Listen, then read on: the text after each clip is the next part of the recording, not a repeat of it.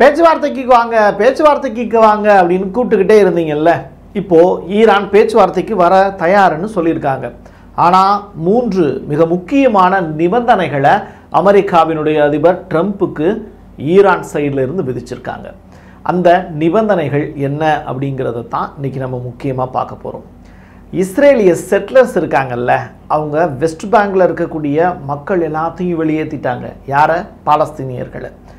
But அங்கே DW அப்படிங்கிற அந்த சேனலுடைய பத்திரிகையாளர் ஒரு லேடி ரொம்ப துணிச்சலாக இறங்கி அந்த இடத்துல சில விஷயங்களை செய்யும்போது அவங்களுக்கு நேர்ந்து இருக்கக்கூடிய சம்பவம் என்ன? யூரோப்பியன் யூனியன் முழுவதுமாக நெதன்யாகுவுக்கு கொடுக்கக்கூடிய சப்போர்ட்டை கலட்டி விட போகிறாங்க அப்படிங்கிற செய்தி. 4வது, இந்த 60 நாள் போர் நிறுத்தம், 10 பிணைய கைதிகளுடைய விடுதலை, இது தொடர்பான பேச்சுக்கள் இன்னைக்கு பேசுபொருளாக மாறியிருக்கு. அதை பற்றியும் குரோக் அப்படிங்கிற ஏஐ, எலான் மஸ்கினுடைய ஏஐ, அதை பற்றி இஸ்ரேலிய மக்கள் சொல்லியிருக்கக்கூடிய விடயங்களும் டீட்டெயில்டாக பேச போகிறோம். கடைசியாக ஹவுதிகள் நடத்தி இருக்கக்கூடிய தாக்குதலை பற்றி ரொம்ப பிரம்மாண்டமாகவும் பார்க்க போகிறோம். வாங்க பார்க்கலாம் உறவுகளே. இது பிரசாத் சிக்னேச்சர். நீங்கள் ஒரு ஜேர்னலிஸ்டா இல்லை நியூஸ் ரீடரா வரணும்னு ஆசைப்படுறீங்களா? அப்படின்னா இது உங்களுக்கான பெரிய வாய்ப்பு. ஒரு பெரிய இலக்கோட அதற்கான முதல் படிக்கட்டு தான் இந்த பயிற்சி பட்டறை. தியரிட்டிக்கல் அண்ட் பிராக்டிக்கல் கிளாஸினுடைய முடிவில் சர்டிஃபிகேட்டும் கொடுக்கப்படும். தொடர்புக்கு 94493594 என் நம்பருக்கு காண்டாக்ட் பண்ணுங்க. நீங்க நம்ம சேனலுக்கு விளம்பரம் கொடுக்க விருப்பப்பட்டீங்கன்னா 94493594 இந்த நம்பருக்கு காண்டாக்ட் பண்ணுங்க.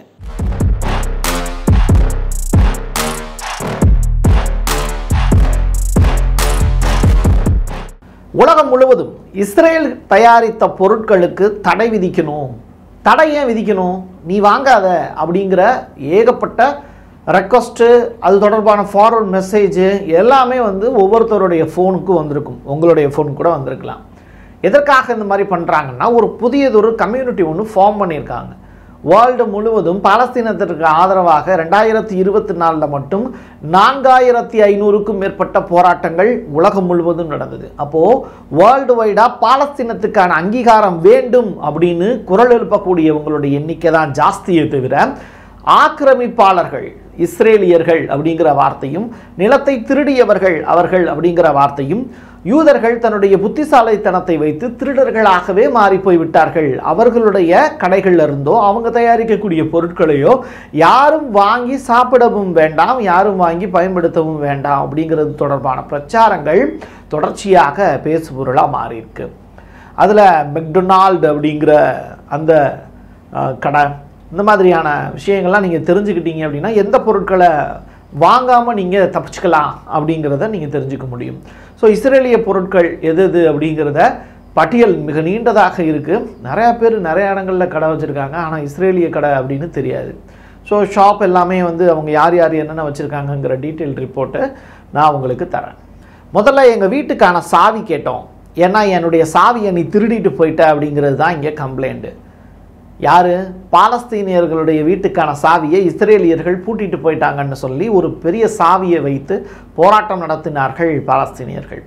அதற்கு பிறகு சாவியை வச்சா போராட்டம் நடத்துகிற, வீடே இல்லாட்டி என்ன பண்ணுவேன் அப்படின்னு இஸ்ரேலியர்கள் IDF தொடர்ச்சியாக பாலஸ்தீனத்தினுடைய வீடுகள் எல்லாத்தையும் இடித்தாங்க.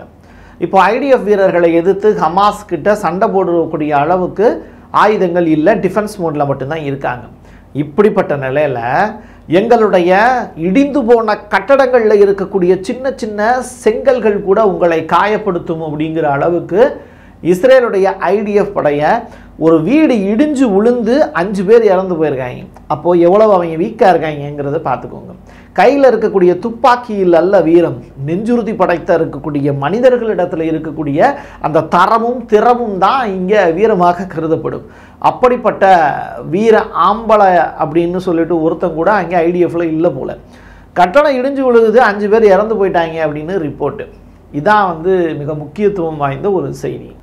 குரோக் AI, ஆர்டிஃபிஷியல் இன்டெலிஜென்ஸ், இந்த குரோக் அப்படிங்கிற அந்த ஏஐயை தடை பண்ணணும் அப்படின்னு இஸ்ரேலியை சேர்ந்த மக்கள் எல்லாமே பெரிய அளவில் குரல் கொடுக்குறாங்க.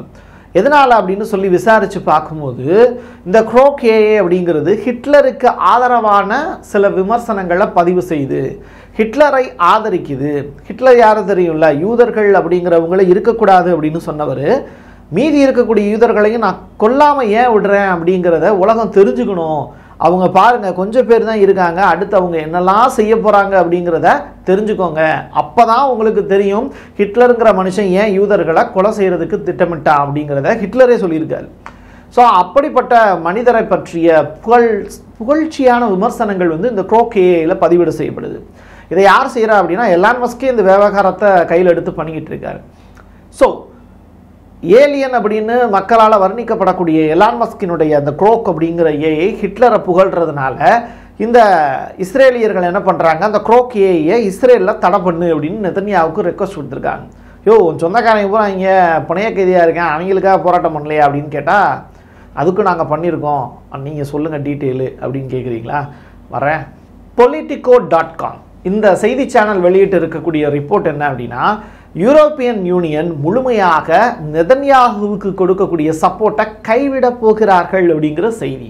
அதாவது எப்படின்னா, இப்போ யூரோப்பியன் யூனியன் இருக்குன்னு வச்சுக்கோங்களேன், அவங்க தொடர்ச்சியாக வந்து நாட்டோவுக்கு ஏகப்பட்ட காசு பூரா கொடுத்துட்டாங்க. அதனால் வந்து அவங்க நட்டத்தில் போயிட்டுருக்கு 32 நாடுகளும். இப்படிப்பட்ட நிலையில் நெதன்யாவுக்கு எதுக்கு நம்ம சப்போர்ட் பண்ணணும்? அமெரிக்கா தான் அதனுடைய முழு அறுவடையும் பார்க்குறது, அமெரிக்கா தான், ஜெர்மனி யூகே தான் பார்க்குறாங்க, பிரான்ஸ் பார்க்குறாங்க. மீதி இருக்கக்கூடிய நாடுகளுக்கு நமக்கு என்ன லாபம் இஸ்ரேலுக்கு ஆதரவு கொடுக்கறதுனால? ஸோ அதனால் யூரோப்பியன் யூனியனில் ஒரு பெரிய ரெக்வஸ்ட்டு, உக்ரைனுக்கு வேணால் நம்ம பெரிய அளவில் சப்போர்ட் பண்ணலாம், பட் இஸ்ரேல் விவகாரத்தில் முழுமையாக லாபம் அடைகிறது அமெரிக்கா மட்டும்தான். அப்போது நம்ம வந்து அதுலேருந்து கலந்துக்கலாம், இஸ்ரேலுக்கு ஆதரவு கொடுக்குறதில்ல, அவங்களுக்கான ஆயுதங்கள் கொடுக்குறதில்ல அப்படிங்கிற அந்த ஒரு விஷயத்தை மையப்படுத்தி பேசும்போது என்ன சொல்லலாம் அப்படிங்கும்போது, மனித உரிமை மீறலில் ஈடுபடக்கூடிய இஸ்ரேலுக்கு எதிராக நாங்கள் அவங்களுக்கு கொடுக்கக்கூடிய ஆயுதங்களை கைவிடப் போகிறோம் அப்படின்னு சொல்லலாம் அப்படின்னு அந்த ரிப்போர்ட் வந்து ஃபைல் ஆயிருக்கு. யூரோப்பியன் யூனியன் நெதன்யாகுவை கைவிடப் போகிறது. இஸ்ரேலுக்கான லேடி தூதுவர் ஒருத்தர், ஐக்கிய நாடுகள் சபைக்கு ஒரு தூதுவர் இருப்பாங்கல்ல, அதில் வந்து ஒருத்தர் ஆப்ஷன் இடம் இன்னொருத்தவங்க வருவாங்க. அதே மாதிரி லேடி ஒருத்தவங்க இங்கே வந்து பேசுகிறாங்க. என்ன பேசுகிறாங்க, ரொம்ப முக்கியத்துவம் வாய்ந்தது, நிறைய படிச்சிருப்பாங்க போல், அதனால் அந்த விதத்தில் படித்ததையே பேசிடுவோம் அப்படின்னு சொல்லிட்டு, ஆயிரக்கணக்கான பாலஸ்தீனியர்கள் படுகொலை செய்யப்படுவது பைபிளில் நியாயப்படுத்தப்படுகிறது, கடவுள் யூதர்களுக்கு நிலம் வாக்குறுதி கொடுத்துருக்கிறார் அப்படிங்கிற ஒரு செய்தியை அந்த இடத்துல பதிவு பண்ணிவிட்டு அவங்க அந்த அம்மா வாட்டுக்கு போயிடுச்சு. இது ட்விட்டரில் வந்து பார்த்திங்கன்னா பெரிய அப்படியே பேசு பொருளாக மாறிடுச்சு. என்னடா இப்படி இல்லாமல் சொல்லியிருக்காங்க அப்படின்னு. அது மாதிரிலாம் ஒன்றும் இருக்கா என்னன்னு நமக்கு தெரில. நீங்கள் அது தொடர்பான விஷயங்களை படிச்சிருந்தீங்க அப்படின்னா கமெண்ட் பாக்ஸில் பதிவு செய்யுங்க. ஏன்னா தொடர்ச்சியாக இந்த மாதிரியான விமர்சனங்கள் அப்படிங்கிறது ஐக்கிய நாடுகள் சபை எப்படி அங்கீகரித்து அதை வெளியிடுறாங்க அப்படின்னு தெரியல. ஸோ இந்த செய்தி வந்து ரொம்ப ரொம்ப இம்பார்ட்டண்டான செய்தியா அப்படின்னு கேட்டால், நம்முடைய சட்டப்பேரவையில் சில விஷயங்கள் வந்து வாடா போடா அப்படிங்கிற வார்த்தை மட்டுமல்ல, சில பேட் வேர்ட்ஸ் கூட சட்டப்பேரவையில் வந்து பயன்படுத்தியிருக்காங்க.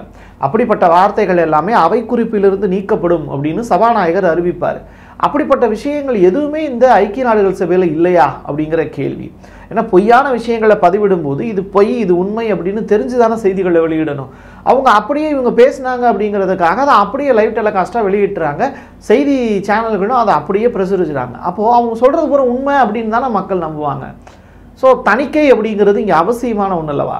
இந்த யுரேனியம் செறிவூட்டல் தொடர்பான விவகாரங்களில் இப்போது ஈரான் கொஞ்சம் இறங்கி வந்திருக்காங்க. காரணம் என்னென்னா, தொடர்ச்சியாக பேச்சுவார்த்தைக்கு வா வா வா வா வான்னு தொடர்ச்சியாக அமெரிக்கா சைட்லேருந்து அழைப்புதல் வந்துக்கிட்டே இருந்தது. அதற்கு தீனி போடக்கூடிய வகையில் லாவ்ரோ ப்ளஸ் வந்து மார்க் ரூபியோவினுடைய பேச்சுவார்த்தை அப்படிங்கிறது நடந்தேருச்சு. ஸோ இந்த 2 பேரும் பேசியதற்கு பிறகு, நேற்றைய தினம் தான் பேசினாங்க அப்படிங்கிறத நான் வீடியோவில் கூட பதிவு செஞ்சுருந்தேன். 2 பேரும் மீட் பண்ணி ஒரு 50 நிமிஷம் பேசியிருந்தாங்க. இது வந்து ஈரானை பற்றியது, அமெரிக்காவை பற்றியது, அதே நேரத்தில் உக்ரைனை பற்றியது, காசாவை பற்றியது, இது எல்லாமே தான் பேசியிருக்காங்க. அதற்கு பிறகு இப்போ ஈரானுடைய அப்பாஸ் அராக்கி ஃபாரின் மினிஸ்டர் ஒரு ஸ்டேட்மெண்ட்டை சொல்லியிருக்காரு. பிரான்ஸினுடைய நியூஸ் சேனலுக்கு அவர் கொடுத்துருக்கக்கூடிய பேட்டி தான் இது. இது கமினி அவர்கள் சொல்லி தான் இவர் வந்து இந்த செய்தியை வெளியிட்டிருப்பாரே தவிர இவராக ஒரு விஷயத்தை பேசியிருக்க மாட்டார். ஏன்னா ஈரானில் அந்த கட்டுப்பாடுகள் இருக்குது. அப்படி இருக்கும்போது அராக்கி அவர்கள் அந்த நியூஸ் சேனலுக்கு கொடுத்துருக்கக்கூடிய பேட்டியில் 3 மிக முக்கியமான நிபந்தனைகளை நாங்கள் விதிக்கிறோம், இந்த நிபந்தனைகளுக்கு அமெரிக்கா கட்டுப்படுவதாக இருந்ததுன்னா நாங்கள் பேச்சுவார்த்தைக்கு வர்றோம். சரி, அந்த 3 நிபந்தனைகள் என்ன அப்படிங்கிறத சொல்லுங்கன்னு பிரான்ஸினுடைய ரிப்போர்ட்டர் கேள்வியாக கேட்குறாரு.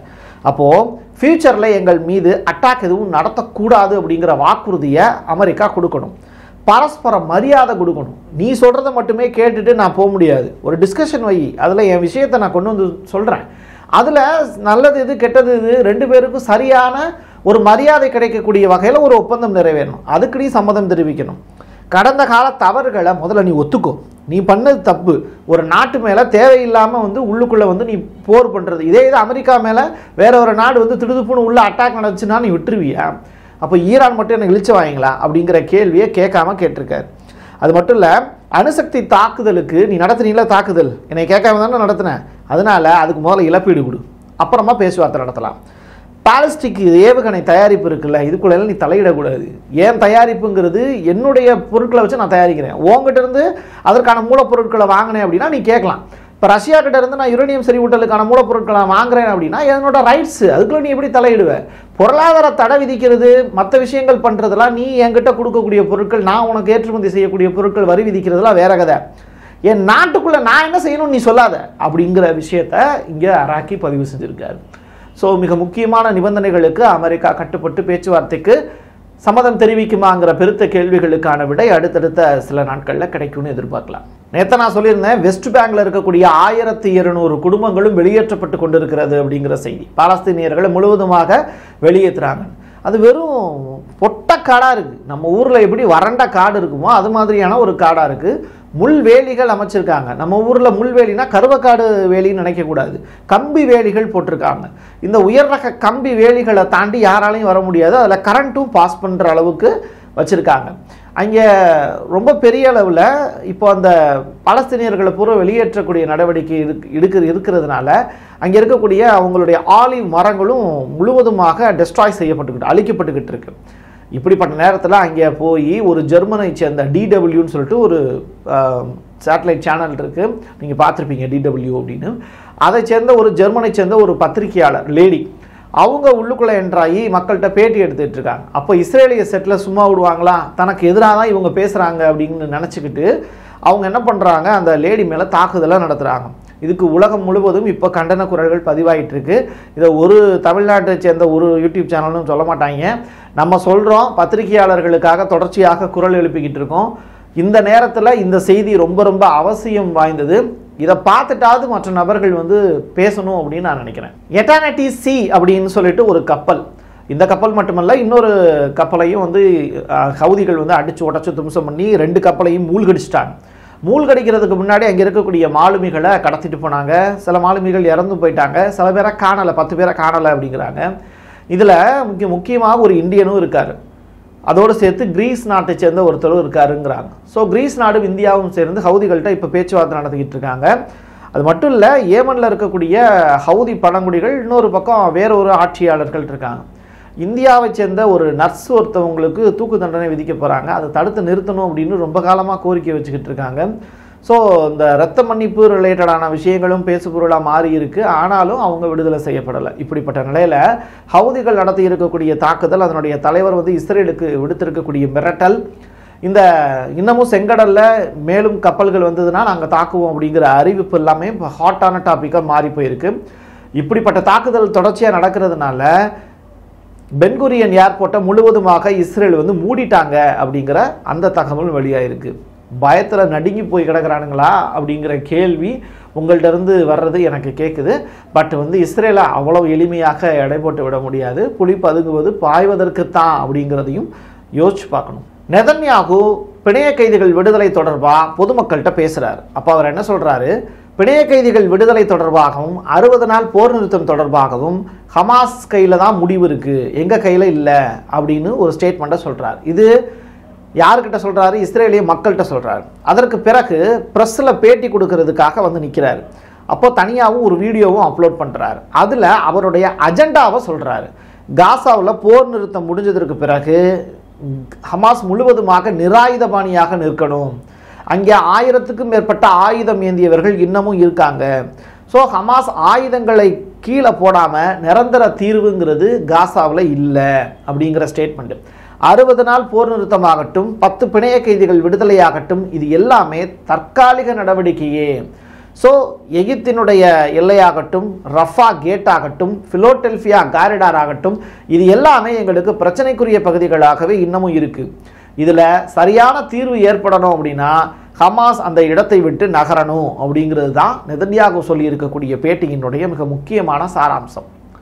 இதற்கு ஹமாஸ் என்ன பதில் சொல்ல போகிறாங்க?